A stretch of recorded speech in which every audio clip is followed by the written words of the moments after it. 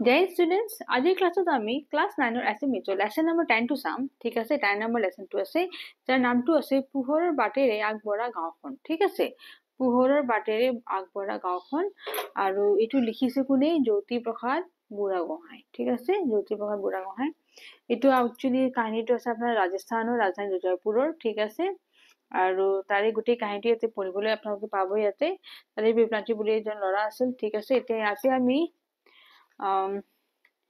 সৰি বিপ্ৰান্তিপুৰী যে আছে গাঁওটো তাৰে আপোনাৰ কাহিনীটো ইয়াতে চাব পাৰিব প্ৰত্যেক গাঁওখনৰ কিন্তু এইটো বিপ্ৰান্তি যে গাঁওখন আছে গাঁওখনৰ নামটো আছে বিপ্ৰান্তি আৰু গাঁও হলো বিপ্ৰান্তি এতিয়া কেৱল ভাৰতে নহয় পৃথিৱীৰ আপোনাৰ ভিতৰতে এখন বিখ্যাত গাঁও আছে এতিয়া বিপ্ৰান্তি গাঁওটো বহুত বিখ্যাত আছে ফেমাস হৈছে হা এই গোটেই কাহিনীটো আমি ইয়াতে পঢ়িবলৈ জানে আৰু বহুত সময় যাব গতিকে ইয়াতে এইখিনি মই আপোনাক এনে থুলমুলকৈ কৈ দিছো কথাটো যেটো আপোনাৰ বিপ্ৰান্তি গাঁওখনৰ কাহিনী আছে আৰু ইয়াতে মানুহৰ কেনেকুৱা মানে কনফিডেন্স আছে নহয় সিহঁতৰ কাম বিলাক কৰাৰ ইচ্ছাটো যে আছে হা সেইবিলাক লৈ মানে আমি গুটেইখিনি লেসনত পঢ়িবলৈ পাম ঠিক আছে বিপ্ৰান্তি গাঁওখনৰ মানুহৰ কথা ইয়াতে চাবলৈ পাম তাৰপিছত তাতে আপোনাৰ ছোৱালী বিলাক জন্ম দিয়ে হয়নে একচুয়ালি হাতে বিচাৰে যে মানে ল'ৰালে বেছি ভাল কিন্তু ছোৱালী হৈ গ'লে সিহঁতৰ প্ৰব্লেম হৈ যায় ৰাজস্থানৰ এইখিনি কাহিনীটো জানো আমি পিতৃ মাতৃৰ কাৰণে সমান হ'ব লাগে ল'ৰা ছোৱালী কেইটা হয়নে ওকে তাৰে বিষয়টো আপুনি পাম আৰু ইয়াতে অলপ কেইটামান শব্দাৰ্থবিলাক দিয়া আছে অক্লান্ত অনায়াসে নহয় অনায়াসে মানে কি সহজে তাৰে পিছত অক্লান্ত মানে কি ভাগৰ নলগাকৈ থকা বা ক্লান্ত নোহোৱা নহয় এনেকুৱা বহুত কেইটামান শব্দবিলাক আছে তাৰে পিছত এইখিনি আহি যাব আমাৰ question answer নহয় now এতিয়া আমি question discuss কৰিম but before starting my class welcome to my youtube channel exam jyoti and let's start the class now প্ৰথম questionটো চাও প্ৰথম questionটো কি দিছে ৰাজপুত বীৰ মহাৰাণা প্ৰতাপৰ জন্ম ক'ত হৈছিল নহয় এতিয়া আমি তেওঁৰ বিষয়ে চাম so directly answer to চাও যে ৰাজপুত বীৰ মহাৰাণা প্ৰতাপৰ জন্মখন হৈছিল ক'তনো আপোনাৰ ৰাজস্থানৰ জায়গাটো ৰামহমন্দ নামৰ জিলাখনৰ অন্তৰ্গত উদয়পুৰত হৈছিল ঠিক আছে জায়গাটোৰ নাম কি হ'ব উদয়পুৰ ঠিক আছে গতিকে প্ৰথমটো হ'ল দুই নম্বৰ প্ৰশ্নটো চাও দুই নম্বৰ প্ৰশ্নটো কি কৈছে বিপ্ৰান্তি গাঁওখন ক'ত অৱস্থিত হয় জায়গাটোৰ নাম সুধিছে যে ক'ত অৱস্থিত হয় তো আপোনাৰ ৰাজস্থানৰে হ'ব হয়নে তো বিপ্ৰান্তি গাঁওখন আপোনাৰ হয় ৰাজস্থানৰ ৰাজধানী জয়পুৰৰ পৰা 350 কিলোমিটাৰ আঁতৰৰ ৰাজমহল নামৰ জিলাখনৰ অন্তৰ্গত আপোনাৰ উদয়পুৰৰ 7 কিলোমিটাৰ আঁতৰত অৱস্থিত তাৰ মানে উদয়পুৰৰ পৰা 7 কিলোমিটাৰ আৰু ভিতৰত আছে ঠিক আছে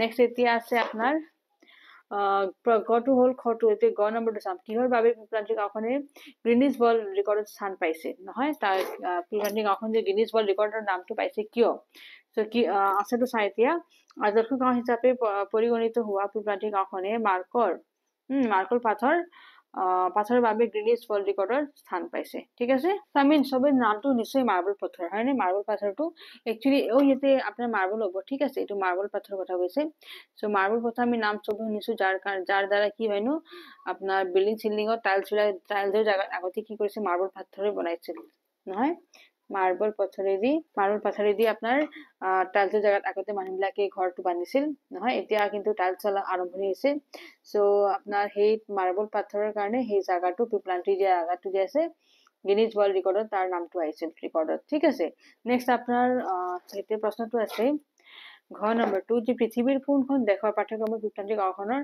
সভ্যতা কাহিনী অন্তৰ্ভুক্ত হৈছে হা সো ডেনমাৰ্কৰ প্ৰাথমিক শিক্ষাৰ পাঠ্যক্ৰমত বিপ্ৰান্তি গাঁওখনৰ সফলতা আৰু কাম কাজৰ বিষয়ে পাঠত অন্তৰ্ভুক্ত কৰা হৈছে ডেনমাৰ্ক জায়গাটো আছে তাৰে কিতাপত প্ৰাথমিক ক্লাছ স্কুলৰ হা লেসনত আপোনাৰ আমাৰ ৰাজস্থানৰ এইটো যে বিপ্ৰান্তি জায়গাটো আছে তাৰে নামটো তাৰে কাহিনীটো কিতাপতো ভৰা মানে দিছে এজ এ সিলেবাসত ঠিক আছে ডেনমাৰ্ক বুলি এটা বেলেগ জায়গা আছে দেশ আছে তাতে আপোনাৰ পাঠ্যক্ৰমত বিপ্ৰান্তি গাঁওখনৰ নামটো দিছে তাতে ওকে নেক্সট আপোনাৰ 9 নম্বৰটো থ্ৰী সিস্টাৰ্স নামৰ আপোনাৰ সিনেমাখন কোনে নিৰ্মাণ কৰিছিল নহয় সো থ্ৰী সিস্টাৰ্স নামৰ সিনেমাখন চাই এতিয়া 9 নম্বৰটো চাবচোন সো আৰ্জেন্টিনা এটা দলে এই গাঁওখনত লৈ থ্ৰী সিস্টাৰ্স নামৰ এটা সিনেমা নিৰ্মাণ কৰিছিল ঠিক আছে আৰ্জেন্টিনা নহয়। তো ইয়াতে যে আপোনাৰ আৰ্জেণ্টিনা যে তাই দেখোন আপোনালোকে জানে আৰ্জেণ্টিনা সেই জাগাটোৰ নাম আছিল দেখৰ।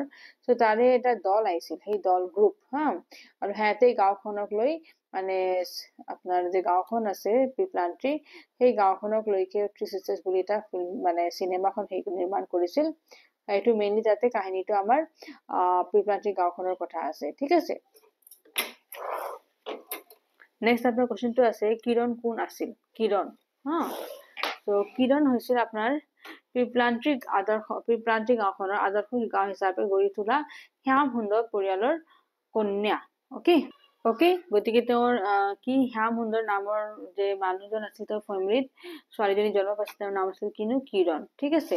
নেক্সট আপোনাৰ প্ৰশ্নটো আছে ৰাখী বন্ধনৰ দিনা পিপলান্ত্ৰী গাঁৱৰ ছোৱালী আৰু মহিলাসকলে কি কৰে? ৰাখী বন্ধন ৰক্ষা বন্ধন যে হয় সেইদিনা তাৰে ছোৱালীকেইটাই কি কৰে? চ' আনচাৰটো চাওঁ, ৰাখী বন্ধনৰ দিনা পিপলান্ত্ৰী গাঁৱৰ ছোৱালী আৰু মহিলাসকলে গছত ৰছী বান্ধে। কি কৰেনো? গছত ৰছী বান্ধে, তাকে মানে নিজৰ ভাইটি হিচাপত ধৰি লয়, ঠিক আছে। নেক্সট আপোনাৰ কি আছেনো কিৰণ নিধি যোজনা আপোনাৰ আঁৰৰ মানুহজন কোন হয়? হা, চ' আনচাৰটো চাওঁ এতিয়া, কিৰণ নিধি আপোনাৰ যোজনাৰ আঁৰৰ মানুহজন হৈছিল শ্যাম সুন্দৰ পৰিয়াল, ঠিক আছে। নেক্সট এতিয়া আপোনাৰ মানে কিৰণ নিধি যোজনাটো যে আছিল ইয়াৰ তাৰে মানুহজন কোন আছিল? শ্যাম সুন্দৰ, ওকে। নেক্সট আপোনাৰ ঝৰটো চাওঁ, কোনো এজন মানুহৰ মৃত্যুত পিপলান্ত্ৰী গাঁৱৰ মানুহে কি কৰে? নহয়, যদি কেতিয়াবা মানুহ এজনৰ মানে মৃত্যু হৈ যায়, ডেথ হৈ যায়, তেতিয়া তাৰে মানুহটোৱে কি কৰে? হা, আনচাৰটো চাওঁ, পিপলান্ত্ৰী গাঁওখনৰ কোনোবা লোক ঢুকালে তেওঁৰ স্মৃতিটোত 11টা গছ পুলি ৰোপণ কৰা হয়। তাৰমানে যদি তাতে কেইজনমান মানুহ মৰি যায় তেনেহলে তেওঁৰ জাগাত তেওঁৰ নামত 11টা পুলি ৰুই দিয়ে সিহঁতে, ঠিক আছে, গছ পুলি ৰুই দিয়ে। নেক্সট আপোনাৰ কুৱেশ্চন নম্বৰ 2টো আছে পিপলান্ত্ৰী গাঁৱৰ পৰিৱেশ কিয় দূষিত হৈছিল? পিপলান্ত্ৰী গাঁওখন যে দূষিত হৈছিল কিয়? চ' মাৰ্বল পাথৰৰ বাবে বিখ্যাত পিপলান্ত্ৰী গাঁৱৰ ডাঙৰ ব্যৱসায়ীসকলে বৃহৎ মাৰ্বল পাথৰ খনি আৰম্ভ কৰে, ঠিক আছে। তাৰমানে মাৰ্বল হিলটো পোৱাৰ কাৰণে সিহঁতে মাটিখিনি কি কৰিছে? খনাটো আৰম্ভণি কৰিছে, যিমান মানে ব্যৱসায়ী মানুহবিলাক আছে হা। এই বৃহৎ খনিবোৰৰ ফলত প্ৰকৃতি ধ্বংস হোৱাৰ লগে লগে প্ৰাকৃতিক সম্পদো ব্যৱসায়ৰ হাতলৈ যায়, আৰু মাৰ্বল পাথৰৰ আহৰণৰ বাবে খনিবোৰত দিনে নিশাই কাম চলাৰ ফলত পিপলান্ত্ৰী গাঁওখনৰ পৰিৱেশটো প্ৰদূষিত হয়। গতিকে এনেকে তাৰে গাঁওখনৰ কি বুলি কয়, যদি গছবিলাক কাটি দিয়ে তেনেহলে কি হব? আপোনাৰ এনভাইৰনমেন্টটো নষ্ট হব, পৰিৱেশটো বেয়া হব, প্ৰদূষিত হব, সেই হৈছে তাতে, ঠিক আছে। তাকো কিয় হৈছে? কাৰণ সিহঁতৰ মাৰ্বল হিল লাগে, আৰু মাৰ্বল পাথৰৰ কাৰণে সিহঁতে মাটিটো খান্দি গছবিলাকো নোহোৱা কৰিছে, ওকে, আৰু সেনেকে পৰিৱেশটো নষ্ট হৈছে, ঠিক আছে। নেক্সট আমি 3 নম্বৰ কুৱেশ্চনটো চাম, শ্যাম সুন্দৰ পৰিয়াল কোন হয় আৰু কি পিপলান্ত্ৰী গাঁওখন পৃথিৱীৰ বিখ্যাত হোৱা তেওঁৰ অৱদান সম্পৰ্কে চমুকৈ লিখা। তো এতিয়া শ্যাম সুন্দৰ কি মানে তাতে তেওঁৰ ত্যাগ আছিল, অৱদান আছিল সেই গাঁওখনৰ, সেইটো বস্তু ইয়াতে লিখিব দিছে, গতিকে অলপ দীঘলা হ'ব অলপ, ঠিক আছে। এতিয়া নেক্সট আমি 3 নম্বৰ আনচাৰটো চাওঁ, শ্যাম সুন্দৰ পৰিয়াল আছিল ৰাজস্থানৰ পিপলান্ত্ৰী গাঁৱৰ এগৰাকী পৰিৱেশ কৰ্মী তথা গাঁওবুঢ়া। একচুৱেলি গাঁওবুঢ়া হিচাপে আছিল হা, আৰু পৰিৱেশ কৰ্মী বুলিও ক'ব পাৰি, ওকে। বৃহৎ মাৰ্বল, সেইটো মাৰ্বল হ'ব, ঠিক আছে। বৃহৎ মাৰ্বল পাথৰৰ খনি আৰম্ভ কৰাৰ ফলত এটা সময়ত ৰাজস্থানৰ পিপলান্ত্ৰী গাঁওখনৰ সেই পৰিৱেশ সম্পূৰ্ণৰূপে প্ৰদূষিত হৈ পৰিছিল। তাৰমানে মাৰ্বল পাথৰটো লোৱাৰ কাৰণে মাটিবিলাক খান্দি আছে, চব মানে গছবিলাক কাটি আছে, নহয় জলাশয় পুখুৰী আদিৰ পানীও প্ৰদূষিত হয়, আৰু গছ-গছনিৰ সংখ্যাও দ্ৰুতগতিত কমি অহাৰ ফলত বৰষুণৰ পৰিমাণ কমি আহিবলৈ ধৰে। গতিকে যিহেতু গছবিলাক নোহোৱা হ'ব, তে বৰষুণটো কমি যাব, তাৰ পৰিণতত কি হলো, খেতি বাতিৰ বাবে পানীৰ নাটনি পানীৰ নাটনিৰ লগতে খোৱা পানীৰ বাবেও মানুহ সেই কষ্ট ভুগিছিল। তাৰমানে পানী নাটনি হ'ল, যিহেতু বৰষুণ নহয়, পানী অলপ কমকে আহিব নাটনি হ'ল, পানী নাটনি হোৱাৰ কাৰণে কি হৈছে, মানুহবিলাকে কষ্ট ভুগিছে গছ-গছনি নোহোৱাৰ ফলত কি হৈছে, ভূগৰ্ভত পানীৰ স্তৰো কি হৈছে, বহু তললৈ নামি যায়। যিহেতু বৰষুণ নাই, গতিকে তলত কি হ'ব, মাটিৰ তলত ভূগৰ্ভৰ স্তৰটো তললৈ যাই থাকিব কৃষি ভূমিৰ উৰ্বৰতা শক্তিও হ্ৰাস পায়, আৰু কৃষিবিলাকৰো শক্তি মানে দিগদাৰ পাইছে মানে ভালকে খেতি নহব, হয়নে? মাটিৰ উৰ্বৰতা হ্ৰাস হৈ যায়, মানে কমি যায়। চৰাই চিৰিকটি আৰু জীৱ জন্তুৰ সংখ্যাও হ্ৰাস পায়। বিশুদ্ধ খোৱা পানী ইয়াকে বিশুদ্ধ বতাহ বা বায়ু নোপোৱাৰ বাবে মানুহৰ মাজত বেমাৰ আজাৰৰ পৰিমাণো বৃদ্ধি হয় ঠিক আছে তেনে অৱস্থাতে শ্যাম সুন্দৰ পৰিয়ালে নিজৰ কন্যা কিৰণক হেৰুৱাই ম্ৰিয়মান হৈ এয়া নিয়তিৰে ইচ্ছা বুলি ভাবি লৈ কন্যাৰ কন্যাৰ স্মৃতিৰ এটা গছ পুলি ৰোপণ কৰে তাৰমানে সেইকাৰণে তেওঁ শ্যাম সুন্দৰে নিজৰ ছোৱালীৰ যে মৃত্যু হ'ল সেই স্মৃতিৰ কাৰণে তেওঁ এটা গছ ৰুপিলে ঠিক আছে গছ ৰোপণ কৰিলে আৰু গছ ৰুলে আৰু সেইদিনা এই গাঁৱত প্ৰতিজনী কন্যাৰ সন্তানৰ নামত ৰাইজে 11টা গছ পুলি ৰোপণ কৰিব লাগিব বুলি এটা নতুন নিয়ম প্ৰৱৰ্তন কৰিলে আৰু গাঁৱৰ মুখিয়াল হিচাপে কিছু বছৰ কাৰ্যনিৰ্বাহ কৰা শ্যাম সুন্দৰ পৰিয়ালে কন্যা সন্তানৰ ল'ৰা সন্তানৰ দৰে যত্ন লোৱা বা পানী সংৰক্ষণ কৰা গছ-গছনিকে প্ৰতিপালন কৰা আৰু খেতি বাতি কৰি নিজৰ প্ৰয়োজন পূৰণ কৰা এই 4টা দায়িত্ব পালন কৰিবলৈ গাঁওবাসীক বাধ্য কৰিলে মানে গাঁৱৰ মানুহকেইটাক চবকে বাধ্য কৰি যেতিয়া আপোনাৰ ছোৱালীজনীৰ মৃত্যু হ'ব তেনেকে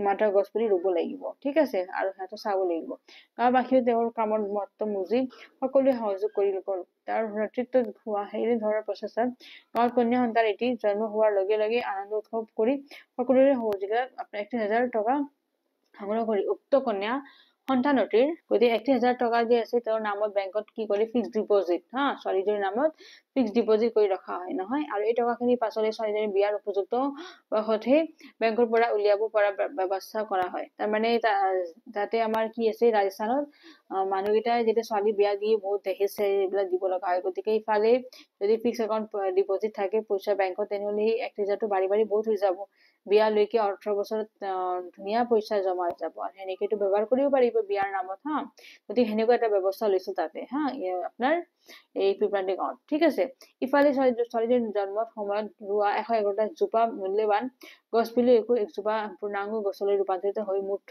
1,11,00,000 টকা মূল্য হৈ গৈ তাৰমানে যেতিয়া ছোৱালীজনী ডাঙৰ হ'ব তেতিয়ালৈকে সেই 111টা যে গছবিলাক আছিল এইবিলাকো ডাঙৰ হৈ যায় হয়নে গতিকে সেনেকে 1,11,00,000 টকা মূল্য হৈ যায় এইবিলাক ঠিক আছে তেতিয়াৰে পৰাই পিপৰান্তি গাঁৱলৈ সুদিন ঘূৰি আহে তেতিয়াৰ পৰাই ভাল দিন আহি গ'ল সেই গাঁওখনৰ গছ গছনিৰ সংখ্যা বৃদ্ধিৰে লাহে লাহে সেউজীয়া হ'বলৈ ধৰা গাঁওখনৰ পুনৰ চৰাই চিৰিকটি জীৱ জন্তুৰ আগমন ঘটিল যেতিয়া চৰাইবিলাকো আহিল যেতিয়া গছবিলাক আহিল প্ৰদূষিত বতাহৰ সলনি মুক্ত আৰু বিশুদ্ধ বায়ু চলিবলৈ ল'লে অধিক আপোনাৰ গৰমৰ প্ৰকোপো কমি গ'ল গতিকে যেতিয়া গছবিলাক থাকিব তেতিয়া গৰম কমি যায় সময়মতে বৰষুণ আহিবলৈ লোৱাত পুখুৰী জলাশয়ত পানী ভৰি পৰিল আৰু ভূগৰ্ভৰ পানীৰ স্তৰ ওপৰলৈ উঠিল এতিয়া গাঁৱৰ ৰাইজে খেতি বাতিৰ বাবেও পৰ্যাপ্ত পৰিমাণৰ পানী লাভ কৰিবলৈ সক্ষম হ'ল এইদৰে শ্যাম সুন্দৰ পৰিয়ালৰ নেতৃত্বত আৰু গাঁওবাসীৰ সহযোগিতাত লাহে লাহে এনেদৰে কি হ'ল গাঁওবাসীৰ সহযোগিতাত মানে চবে সহায় কৰিলে আৰু সেনেকে লাহে লাহে পিপৰান্তি গাঁওখন এটা সুখ সমৃদ্ধি ঘূৰি আহিল নহয়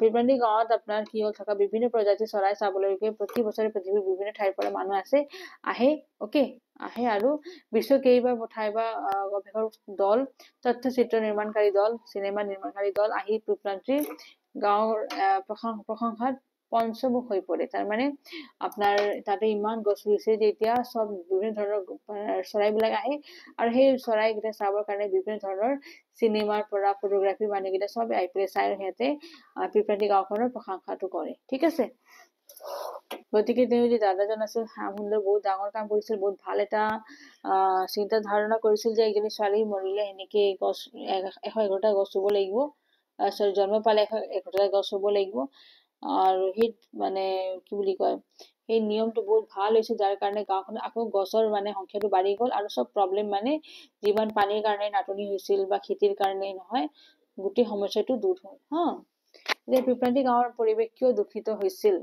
এইখিনি আমাৰ কৰা হ'ল 3 নম্বৰটো যে আছে শ্যাম সুন্দৰ পৰিয়াল কোন এইটো হ'ল এতিয়া আমি 4 নম্বৰটো চাম ঠিক আছে কিৰণ নিধি যোজনা কি বস্তু আৰু এই যোজনাৰ অধীনত পিপৰান্তি গাঁৱৰ মানুহে কি বিশেষ 4টা দায়িত্ব পালন কৰিব লাগে এইটো বস্তু এইটো আচলতে মই দিছিলোঁ আকৌ এবাৰ কৈ দিম সো এতিয়া নেক্সট 4 নম্বৰটো চাওঁ কিৰণ নিধি এইটো নিধি হ'ব কিৰণ নিধি যোজনা পিপৰান্তি গাঁৱক পুনৰ জীয়াই তোলা ব্যক্তি শ্যাম সুন্দৰ পৰিয়ালৰ কন্যাৰ নামত আৰম্ভ কৰা এক আপোনাৰ জনকল্যাণমূলক যোজনা হয়, ঠিক আছে। আৰু এই যোজনাৰ অধীনত গাঁৱৰ প্ৰতিগৰাকী লোকে 4টা দায়িত্ব পালন কৰিব লাগে। সেই 4টা দায়িত্ব হ'ল আপোনাৰ কন্যা সন্তানক ল'ৰা সন্তানৰ যদি ভালকে ডাঙৰ দীঘল কৰিব লাগিব, তাৰমানে যেনেকে ল'ৰাটো আপুনি ডাঙৰ কৰে সেনেকে ঠিক ছোৱালীকো ডাঙৰ কৰিব লাগিব, চাই চিন্তা কৰিব লাগিব, পঢ়া পাতি চব চাব লাগিব, পানী সংৰক্ষণ কৰিব লাগিব, গছ গছনি প্ৰতিপালন কৰিব লাগিব, খেতি বাতি কৰি নিজৰ প্ৰয়োজন পূৰণ কৰিব লাগিব, মানে চব কাম নিজে কৰিব লাগিব। সেইখিনি হৈছে 4টা দায়িত্ব।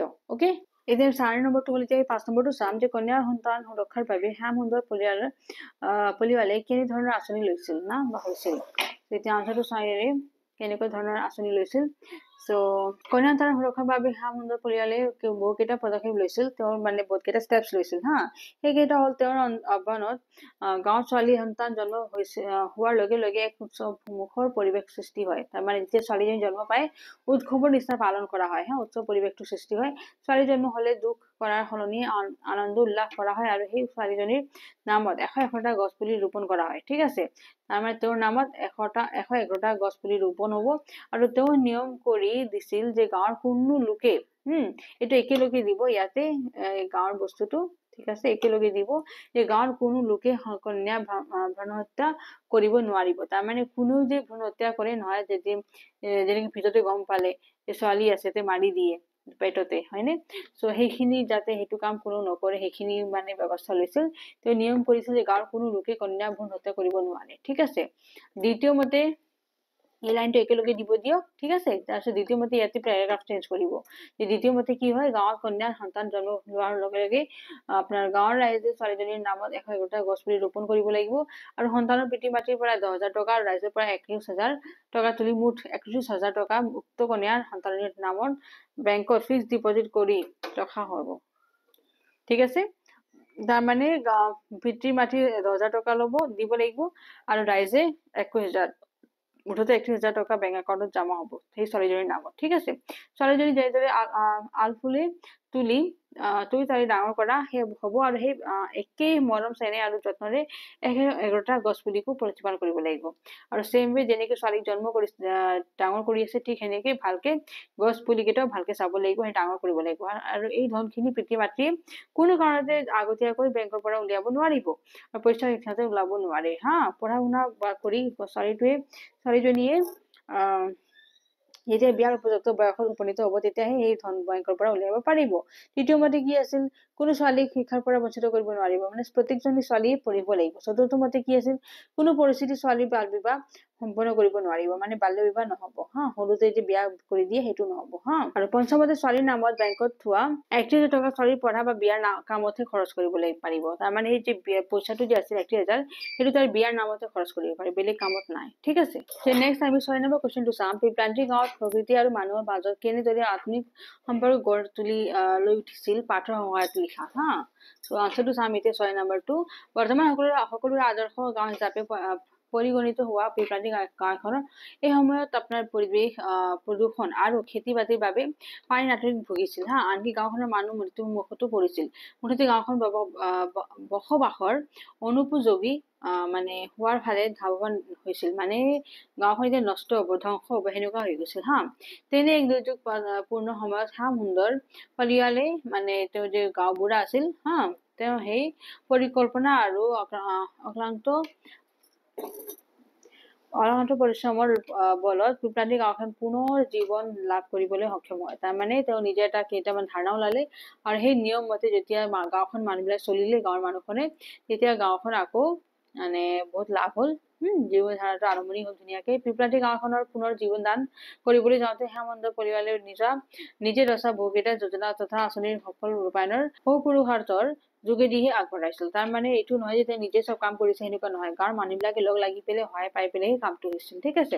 মাত্ৰ 6 বছৰ বয়সতে তেওঁ মাতৃক হেৰুৱাই শ্যাম সুন্দৰ পৰিয়ালে জীৱন সংগ্ৰামৰ বাবে তেওঁ গাঁও এৰি যাবলগীয়া হয়নে। তাৰমানে মাত্ৰ 6 বছৰতে তেওঁ কি হৈছে, মাকৰ মানে হেৰাব লগা হ'ল, আৰু সেনেকে তেওঁ গাঁওখন এৰিব লগা হ'ল। কিন্তু জন্মভূমি গাঁওখন এৰিব নোৱাৰি, কিন্তু তেওঁ নিজৰ গাঁওটো এৰিব পৰা নাই। গাঁওখন প্ৰতি কিবা এটা কৰাৰ সংকল্প লৈ পিপলান্তি ঘূৰি আহে। আকৌ তেওঁ কি কৰিলে, সেই গাঁওখনত আহিলে, ঘূৰি আহে হা, যে মই কিবা এটা এই গাঁৱৰ কাৰণে কৰিম, গাঁওখনৰ কাৰণে। ঠিক আছে। 2005 চনত তেওঁ এই গাঁওখনৰ মুখিয়ালৰ দায়িত্ব লাভ কৰিলে আৰু তেতিয়া তেওঁ গাঁওখনৰ মুখিয়াল হ'ল। ঠিক আছে। কিন্তু দুৰ্ভাগ্য যে সেইদিনাই অসুখত ভুগি থকা তেওঁৰ কন্যাৰ কিৰণৰ মৃত্যু হ'ল। কিন্তু তেওঁৰ কন্যাজনীৰ বেমাৰ হৈ আছিল, সেনেকে তেওঁৰ মৃত্যু হ'ল। কিৰণৰ মৃত্যুত আপোনাৰ ম্ৰিয়মান পালিৱালে এয়া নিজতিৰ হা বিধান বুলি মানি লৈ কন্যাৰ স্মৃতি এটা গছপুলি ৰোপণ কৰে। তাৰমানে ছোৱালীজনীৰ নামত তেওঁ স্মৃতিৰ নামত এটা গছপুলি সিদিনা ৰুলে, যেতিয়া তেওঁৰ গাঁৱৰ ছোৱালীজনীৰ মৃত্যু হ'ল। ঠিক আছে। গাঁওখন মুখিয়াল হিচাপে তেওঁ এতিয়াৰে পৰা নিয়ম কৰিলে যে গাঁওখনৰ জন্ম হোৱা প্ৰতিজনী কন্যা সন্তানৰ নামত ৰাইজে একোটা গছপুলি ৰোপণ কৰিব লাগিব, আৰু আনকি পিপলান্তি গাঁওখনৰ কোনোবা লোক ঢুকালে তেওঁৰ স্মৃতিৰ 11টা গছপুলি ৰোপণ কৰিব লাগিব। তাৰমানে যদি কোনোবা ঢুকাই 11টা আৰু ছোৱালীজনী যেতিয়া জন্ম পায় তেতিয়া কি কৰিব লাগিব, 111টা গছ ৰুব লাগিব। ঠিক আছে। ৰোপণ কৰা এই গছপুলিবোৰক সকলোৱে নিজৰ সন্তানৰ দৰে লালন পালন কৰিব লাগিব। তাৰমানে যেনেকে নিজৰ ছোৱালীক আপুনি ডাঙৰ দীঘল কৰিব নহয়, যিমান যত্ন ল'ব, ঠিক সেনেকে সেই 111টা গছ পুলিকো আপুনি সেনেকে মানে চাই চিন্তা কৰিব লাগিব। ঠিক আছে। 2005 পৰা 2010 চনলৈ গাঁৱৰ মুখিয়াল হিচাপে কাৰ্যনিৰ্বাহ কৰা শ্যামসুন্দৰ পনিয়ালে লোৱা একক আৰু মহৎ প্ৰচেষ্টাত, ঠিক আছে, তেতিয়াৰে পৰাই গাঁৱৰ সুদিন আৰম্ভ হ'ল। ঠিক আছে। প্ৰদূষিত বতাহৰ সলনি মুক্ত আৰু বিশুদ্ধ বায়ু ফুলিবলৈ ললে, অধিক গৰমৰ প্ৰকোপ কমিল আৰু সময়মতে বৰষুণ আহিবলৈ লোৱাত ভূগৰ্ভৰ পানীৰ স্তৰটো ওপৰলৈ উঠিল। ঠিক আছে। যেতিয়া আপোনাৰ গছবিলাক ৰোৱা হ'ল, তেতিয়া ভূগৰ্ভৰ যে পানীৰ স্তৰটো আছে সেইটো আকৌ ওপৰলৈ উঠিল। ঠিক আছে। পুখুৰী জলাশয়ত পানী ভৰি পৰিল। লাহে লাহে গাঁওখন সেউজীয়া হবলৈ আৰম্ভ কৰিলে। ঠিক আছে। আৰু গছ গছনিৰ সংখ্যা বৃদ্ধি পোৱাত পুনৰ চৰাই চিৰিকটি জীৱ জন্তু আগমন ঘটিল। যেতিয়া গছ গছবিলাক ডাঙৰ দীঘল হ'ল, চৰাইবিলাক আকৌ আহিল তাতে হা বহিবৰ কাৰণে। এনেদৰে আপোনাৰ পিপলান্তি গাঁওখনৰ কি হ'লনো, প্ৰকৃতি আৰু মানুহৰ মাজত কেনেদৰে আত্মিক সম্পৰ্ক গঢ় লৈ উঠিল, প্ৰকৃতিৰ আত্মীয়তা চাবলৈ দেশ বিদেশৰ মানুহবিলাক পিপলান্তি গাঁৱত সোঁত ববলৈ ধৰিলে। ঠিক আছে। এতিয়া 7 নম্বৰটো আমি চাম। কুৱেশ্যন নম্বৰ 7টো কি দিছে ইয়াতে, পিপলান্তি গাঁৱৰ সফলতাৰ কাহিনী কোনে কেনেকৈ প্ৰচাৰ কৰিছে নহয়, পিপলান্তি গাঁওখনৰ সেই কাহিনীটো প্ৰচাৰ কৰিবলৈ দিছে। যে 7 নম্বৰটো চাম। পিপলান্তি গাঁওখনৰ সফলতাৰ কাহিনী দেশৰ বাতৰি কাকত, সংবাদ মাধ্যম সকলোৰে প্ৰচাৰ কৰাৰ উপৰি ইউটিউব, ফেচবুক, টুইটাৰ আদি সামাজিক মাধ্যমতো এই বিষয়ে যথেষ্ট প্ৰকাশ পাইছে। আমাৰ ৰাজস্থানত এইটো যে জাগাটো আছে পিপলান্তি, সেইটো জাগাটো আপোনাৰ মাত্ৰ কিতাপত নহয়, ইউটিউবতো আহিছে বস্তুটো, ফেচবুকতো আহিছে। ঠিক আছে। ৰাজস্থানৰ চৰকাৰৰ শিক্ষা বিভাগেও 7ম আৰু 8ম শ্ৰেণীৰ পাঠ্যক্ৰমত এই গাঁওখনৰ বিষয়ে পাঠ অন্তৰ্ভুক্ত কৰিছে। তাৰমানে ৰাজস্থানত যে চৰকাৰৰ কিতাপ আছে তাতে এইটো লেচনটো পিপলান্তি থ্ৰু 7 আৰু 8 ক্লাছত লেচনত দিছে অসমীয়াত, আমাৰ অসমীয়া কৈছে হিন্দীত। ঠিক আছে। আনকি আপোনাৰ ডেনমাৰ্কৰ যে প্ৰাথমিক শিক্ষাৰ পাঠ্যক্ৰম আছে, ডেনমাৰ্ক জাগাটো যে বেলেগ দেশ হয় তাৰে প্ৰাথমিক শিক্ষাৰ পাঠ্যক্ৰম মানে কিতাপত পিপলান্তি গাঁওখনৰ সফলতাৰ কাহিনী নহয় আৰু কাম কাজৰ বিষয়ে পাঠটো অন্তৰ্ভুক্ত কৰা হৈছে। বুজি পাইছেনে? আৰ্জেণ্টিনাৰ এটা দলে আহি এই গাঁওখনলৈ থ্ৰী চিষ্টাৰ্ছ মানে মাত্ৰ গছবিলাক যে ৰোৱা হয় সেইটো বস্তু চিষ্টাৰ্ছ এখন চিনেমা নিৰ্মাণ কৰে, আৰু এইটো চাই পেলাই এটা চিনেমা সিহঁতে বনালে সেই পিপলান্তি গাঁওখনলৈ। বহুতে এই গাঁওক লৈ সঠিক তথ্যচিত্ৰ কৰিছে নহয়, আৰু পিপলান্তি নামৰ এখন হিন্দী ছবিও নিৰ্মাণ হৈছে, আৰু এনেদৰে পিপলান্তি গাঁওখনৰ সফলতাৰ কাহিনী প্ৰচাৰ কৰা হৈছে। ঠিক আছে। নেক্সট আমি 8 নম্বৰ প্ৰশ্নটো চাওঁ। 8 নম্বৰ প্ৰশ্নটো কি কৈছে ইয়াতে চাওকচোন। পিপলান্তি গাঁওখন কিয় আদৰ্শ গাঁও বুলি কোৱা হয় বা ভাবা হয়, পাঠৰ শিক্ষণীয় দিশ কোনবিলাক নহয়, পিপলান্তি গাঁওখন যে আছে এটা আদৰ্শ গাঁও হিচাপে কিয় ভাবা হৈছে নহয়, আৰু তাৰ শিক্ষণৰ দিশটো কি আছে সেইখিনিও চাবলৈ দিছে, আনসাৰ কৰিব দিছে। এতিয়া 8 নম্বৰ অংশটো চাওঁ। পিপলান্তি গাঁওখনে এখন আদৰ্শ গাঁও বুলি ভাবিব পাৰা বহুকেইটা ধনাত্মক দিশ আছে। তাৰমানে আইডিয়েল মানে ভিলেজ হৈছে যে এইটো বস্তু পিপলান্তি, তাৰে বহুত কেইটা কাৰণ আছে। অকে। যি সময়ত বিশ্বৰ ৰাষ্ট্ৰসমূহে বা জনসাধাৰণে আপোনাৰ সৰহ সংখ্যাকে কেৱল কাগজে কলমে আৰু শ্লোগানৰ জৰিয়তে সেই প্ৰকৃতি সুৰক্ষাৰ ঢাল বুজাইছিল, তেনে ক্ষেত্ৰত পিপলান্তি গাঁৱৰ ৰাইজে সেয়া হাতে কামে কৰি দেখুৱাই দিছিল। মানে যেতিয়া আমাৰ মানুহে কাগজেদি কাম কৰিছিল, সিহঁতে ডাইৰেক্টলি হাতে কামে কাম কৰিছিল। তাৰমানে নিজে গছ ৰুইছিল নহয়। সেউজীয়া প্ৰকৃতিৰ সংৰক্ষণ তথা প্ৰকৃতি সুৰক্ষাৰ সমান্তৰালভাৱে কন্যা সন্তানকো ল'ৰাৰ নিচিনা লালন পালন কৰি কৰি শিক্ষা দীক্ষাৰে শিক্ষিত কৰাৰ দি পদক্ষেপ লৈছিল সেয়াও অতি গুৰুত্বপূৰ্ণ। তাৰ মানে ছোৱালী বিলাকক যে ধুনীয়াকে পঢ়াব লাগিব ল'ৰাৰ নিচিনা, আৰু এশটা গছবিলাক যে ৰুইছে সেইখিনিও চাব লাগিব, ছোৱালীৰ নিচিনা লালন পালন কৰিব লাগিব। সেই গোটেইখিনি বহুত মানে কি বুলি কয় চিন্তা কৰিব লগা কথা। এইবিলাক বহুত ভাল কথা হৈছে এই গাঁওখনৰ। সেই গাঁওখনত কন্যা সন্তানৰ জন্ম হোৱাৰ দিনা আৰু আন কোনোবা লোক ঢুকালে তেওঁৰ স্মৃতিটো গছপুলি ৰোপণ কৰাটো সকলোৰে বাবে কৰণীয় বুলি গণ্য কৰা হৈছিল। যেতিয়া মানুহে জন্ম পাব বা মৰি যাব তেতিয়াও গছটো ৰুবই লাগিব। সেইদৰে কন্যা শিশু ভ্ৰূণ গৰ্ভাৱস্থাত আপোনাৰ যেনে ভ্ৰূণ মানে পেটৰ ভিতৰে মাৰি দিয়ে ছোৱালী থাকিলে, সেইখিনিও আপোনাৰ কোনো যাতে নষ্ট নকৰে। আৰু কন্যা সন্তানৰ জন্ম হলে গাঁওখনৰ উৎসৱ মুখৰ পৰিৱেশ সৃষ্টি হোৱাটো এক অনন্য দিশ হৈছিল। ছোৱালীজনী জন্ম পালে এটা উৎসৱ পালন কৰা হৈছিল। ৰোপণ কৰা গছপুলিসমূহ সন্তানৰ দৰে লালন পালন কৰাটো সকলোৰে কৰ্তব্য বুলি ভাবা হৈছিল। আৰু এই কামত আনকি গাঁওখন ঠিক আছে, গাঁওখনৰ বিধৱা শাৰীৰিকভাৱে বাধাগ্ৰস্ত লোকেও গছৰ ৰক্ষণাবেক্ষণ কৰাৰ কামত নিজকে নিয়োজিত ৰাখি বিবল উদাহৰণ দাঙি ধৰিছিল। ঠিক আছে, সাহিত্য আপোনাৰ কি হব, শাৰীৰিকভাৱে বাধাগ্ৰস্ত ঠিক আছে লোকেও গছৰ ৰক্ষণাবেক্ষণ কৰাৰ কামত নিজকে নিয়োজিত ৰাখি বিবল উদাহৰণ দাঙি ধৰিছিল। ঠিক আছে, এইটো বিৰল হব, বিৰল বুলি দিব বিৰল উদাহৰণ দাঙি ধৰিছিল। প্ৰেগনেন্সি মিষ্টেক হৈছে, আপোনালোকে চাই থাকিব, যিমানখিনি পাৰো মই ঠিক কৰি দিওঁ, কেতিয়াবা কিবা কিবি এৰাও যায়, সেইখিনি আপোনালোকে চাই পাই ঠিক কৰি ল'ব। ঠিক আছে, পিপলান্তি গাঁও এই পাঠটিৰ জৰিয়তে আমি সেই অঞ্চলৰ মানুহে দৃঢ়তা, সুনিৰ্দিষ্ট পৰিকল্পনা, উদ্যম, আগ্ৰহ আদিৰ পৰা কেনেকৈ অসম্ভৱ বুলি ভবা কাম সেয়াও এটা সম্ভৱ বুলি তুলিব পাৰি আৰু সেই বিষয়ে জানিব পাৰিছো নহয়। কন্যা সন্তানৰ প্ৰতি দেখুওৱা গুৰুত্ব আৰু গছপুলি ৰোপণ কৰাৰ ক্ষেত্ৰত লোৱা যোজনা বা আঁচনিয়ে কিদৰে শুকাই মৰুভূমি হবলৈ উপক্ৰম হোৱা পিপলান্তি গাঁও সেউজ ভূমিৰ পুনৰ প্ৰাণ দিবলৈ সক্ষম হল। এই পাঠটিৰ জৰিয়তে আমি শিকিলো যে সমাজৰ প্ৰতি, দেশৰ প্ৰতি আমাৰ সকলো সমানে দায়বদ্ধতা ঠিক আছে, দায়বদ্ধতা আগবাঢ়িলেহে অসম্ভৱ বুলি ভবা কামটো সহজে কি হব, সম্ভৱ হৈ উঠিব। বুজি পাইছে কথাটো? তাৰমানে যেতিয়া সেই গাঁওখনটো যেতিয়া নষ্ট হবলৈ ধৰিছিল মাৰ্বল পাথৰৰ কাৰণে, তেতিয়া আপোনাৰ শ্যাম সুন্দৰে এই যোজনা আনিছিল যে প্ৰতিজন মানুহে জন্ম পালে ছোৱালীজনী তেতিয়া 100টা গছ পুলি ৰুব লাগিব আৰু মৰিলেও দিব লাগিব আৰু ছোৱালীকেইটা ধুনীয়াকে ৰাখিব লাগিব, পঢ়া পাতি দিব লাগিব। গোটেইখিনি চব একেলগে কি কৰিছে, গাঁওখনক এটা নতুন এটা জীৱন দিছে। বুজি পাইছে নে? এইটো কামটো কাৰ হাতত আছিল? শ্যাম সুন্দৰৰ। অকে, এতিয়া নেক্সট আমাৰ 9 নম্বৰ প্ৰশ্নটো আছে যে বহলাই বুজাই লিখা।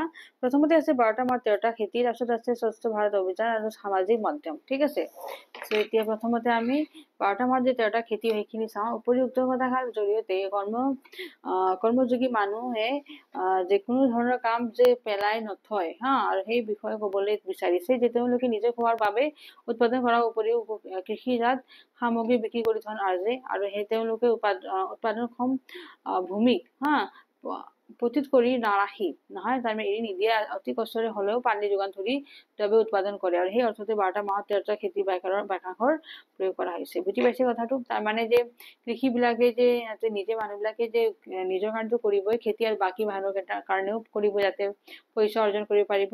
আৰু যদি মাটি পানী কমি যায়, সিহঁতে পানী কিবা যোগান ধৰে, সেনেকে আকৌ গছক পানী দি পেলাই সেনেকে খেতি চেতি কৰে। গতিকে সেইকাৰণে কোৱা গৈছে যে 12টা মাহত কি হয়, 13টা খেতি কৰা হয়, সেইখিনি কোৱা গৈছে। ঠিক আছে, এতিয়া আমি স্বচ্ছ ভাৰতৰ অভিযানটো চাম। স্বচ্ছ ভাৰত চৰকাৰ 2015 চনত, ঠিক আছে, 2015 চনত আপোনাৰ স্বচ্ছ ভাৰত অভিযান আৰম্ভ কৰে। 2015 পৰা আৰম্ভণি হৈছে এইখিনি।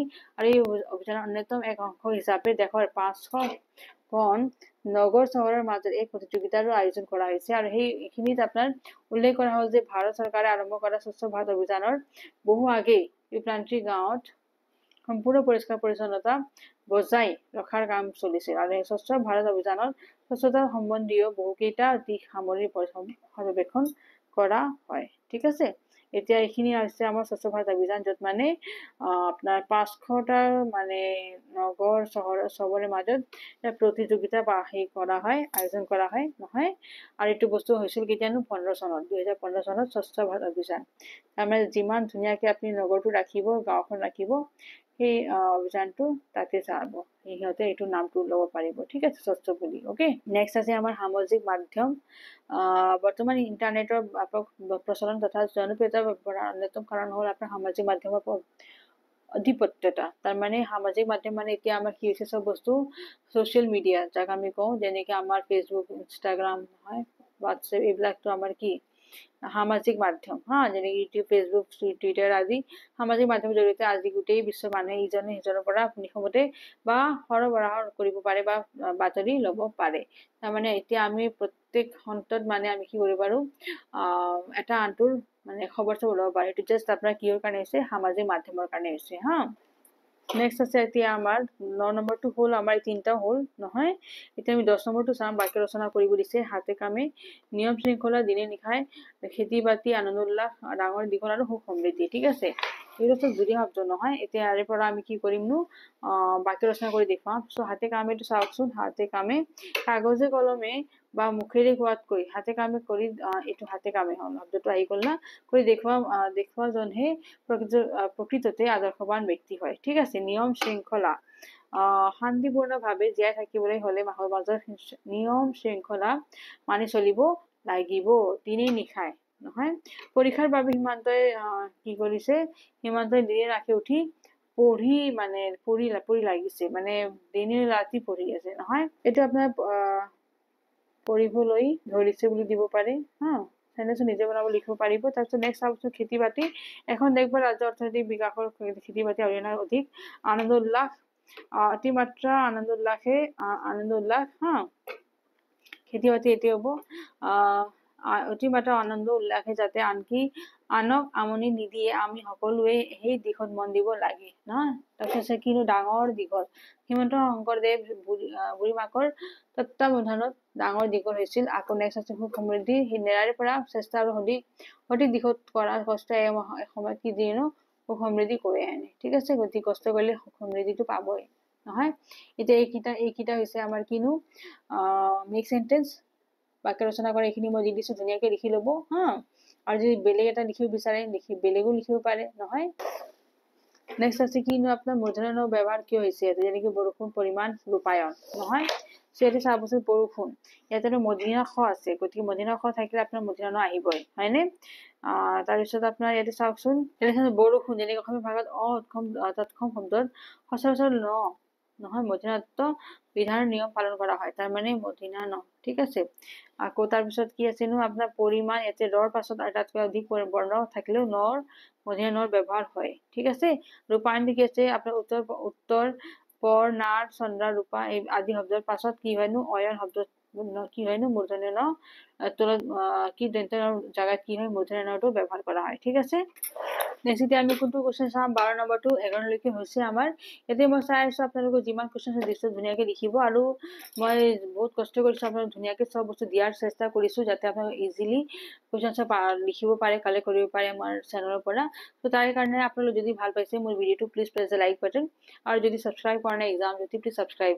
এক্সাম টু দ্য চেনেল যিমান পাৰে শ্বেয়াৰ কৰিব ভিডিওজ কেইটা নিজৰ ফ্ৰেণ্ডছৰ লগত ঠিক আছে নিজৰ ৰিলেটিভছৰ লগত ভাই ভণ্টিৰ লগত ঠিক আছে এতিয়া মই নেক্সট 12 নম্বৰ কোৱেশ্চনটো দিও আপোনালোকক সমাৰ্থ শব্দ লিখিব দিছে যেনেকৈ মুক্ত বায়ু বৃহৎ পানী গছ চকু গাঁও নহয় সো মুক্তটো কি হ'ব মুকলি হ'ব সমাৰ্থ শব্দ লিখিব দিছে বায়ুটো কি হ'ব পৱন হ'ব হয়নে বৃহৎটো আপোনাৰ বিৰগম হ'ব পানীটো জল হ'ব গছটো কি হ'ব তৰু নহয় তাৰপিছত চকুটো কি হ'ব নয়ন হ'ব আৰু গাঁৱটো কি হ'ব গ্ৰাম হ'ব ঠিক আছে এইখিনি হৈছে সমাৰ্থ শব্দ নেক্সট আমাৰ ভিডিঅ'ৰ যি লাষ্ট কোৱেশ্চন থাকিব সেইটো কি দিছেনো আপোনাৰ উপসৰ্গ কেইটাৰ একাধিককৈ শব্দ গঠন কৰা যেনেকৈ প্ৰতি অধি উপ অব আৰু দূৰ ঠিক আছে এতিয়া প্ৰতিৰ লগত মোৰ কি হ'বনো প্ৰতিৰ লগত যদি দান কৰিলে প্ৰতিদান বিচৰা উচিত নহয় তাৰ মানে এইটাকে শব্দ গঠন কৰিব দিছে উপসৰ্গ এইবিলাক উপসৰ্গ হয় আৰম্ভণিত যেতিয়া ব্যৱহাৰ কৰা হয় শব্দকেইটা সেইটো হ'ল উপসৰ্গ ঠিক আছে সো প্ৰতিৰ লগত আমি দান দিলে কি হ'ব প্ৰতিদান হৈ যাব ঠিক আছে তাৰপিছত অধিৰ লগত আমি যদি নিয়ম ইউজ কৰো অধিনিয়ম হৈ যাব যেনেকৈ কিছুমান নীতি অধিনিয়মৰ অন্তৰ্ভুক্ত কৰা হয় মইতো আপোনাৰ বাক্য ৰচনাও কৰি দিছো একেলগে আৰু শব্দটোও দি দিছো প্ৰতিদান হ'ব এতে যেনেকৈ দান লগাই দিলো প্ৰতিৰ লগত প্ৰতিদান হ'ল অধিৰ লগত অধিনিয়ম দিলো নিয়ম লগালে অধিনিয়ম হৈ গ'ল সকলোৱে জ্ঞানীসকলৰ উপদেশ মানি চলা উচিত নহয় ওপৰ লগত মই দেশ লগাই দিছো উপদেশ হৈ গ'ল অৱশেষত অবটোৰ লগত মই শেষত লগাই দিছো। অব শেষত ল'ৰাজন ঘৰ আহি ওলালত মাক দেউতাকক চিন্তা কমিল। আকৌ দূৰটো কি দিছো মই, দুৰ্নীতি নহয়, দুৰ্নীতিৰ প্ৰশ্ৰয় দিব নালাগে। ঠিক আছে, এতিয়া ইয়াৰ লগত মোৰ ভিডিঅ'টো মই আজি লেসন নম্বৰ, গতিকে লেসন নম্বৰ 10ৰ এইটো যে কুৱেশ্যন আনচাৰ মই প্ৰভাইড কৰিছো, আপোনালোকে ধুনীয়াকৈ লিখি ল'ব আৰু স্পেলিং মিষ্টেক নকৰিব, হেণ্ডৰাইটিং মেইনটেইন কৰিব। এইকেইটা মোৰ ৰিকুৱেষ্ট আছে আপোনালোকৰ কাৰণে, যাতে আপোনালোকে এইবিলাক বস্তু মেইনটেইন কৰি পেলাই কুৱেশ্যন আনচাৰ লিখে। ঠিক আছে, তেতিয়া আপোনাৰ টিচাৰ্ছবিলাকো আপোনালোকৰ পৰা বহুত প্ৰভাৱিত হ'ব। ঠিক আছে, আৰু ইয়াৰ লগত মই ভিডিঅ'টো ফিনিছ কৰিলোঁ। ভিডিঅ' যদি ভাল পাইছে লাইক বাটন প্ৰেছ কৰিব, আৰু যদি ছাবস্ক্ৰাইব কৰা নাই please subscribe my exam Jyoti channel. Thanks for ৱাচিং। জয় হিন্দ।